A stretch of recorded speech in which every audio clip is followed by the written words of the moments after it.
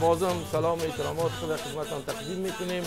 ما به یک مرحله مهم تاریخ هستیم به اصطلاح که این مائده منحوس دیورند بعد از 117 سال به رسمیت توسط مردم افغانستان و برادرای سرکی ما به رسمیت شراکت نمیشه.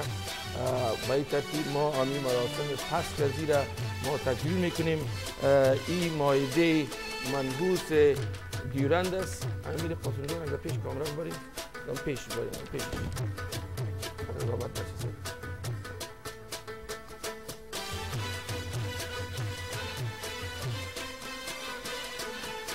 بله تشکر،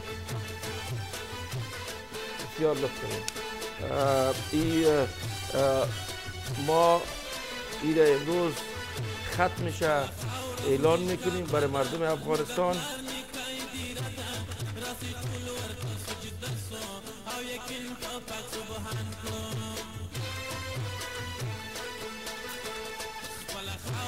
برنامه منحوس دیورند با تاریخ 14 نوامبر 2010 توسط مردم افغانستان اعلان شد. تشکر. تبریک باشه سید. تبریک باشه. تبریک باشه. تبریک باشه. تبریک باشه. مدیر صاحب تبریک باشه به شما.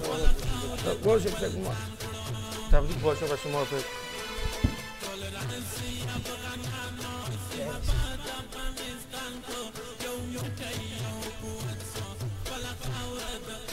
دیگه دایی حالت خوش بسیار تبریک باشه بسیاری با ملت عزیز گرامی افغانستان، با خواهرها و برادرای ما، برادرای سرحد ما، با شما تبریک باشه.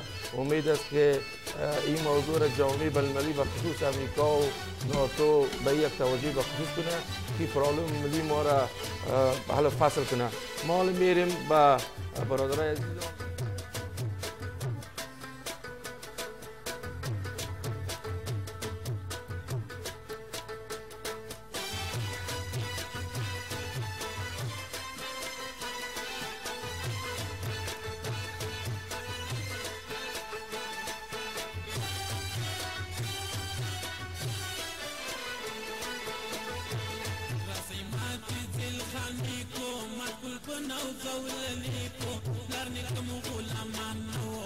زمالم پټول جهان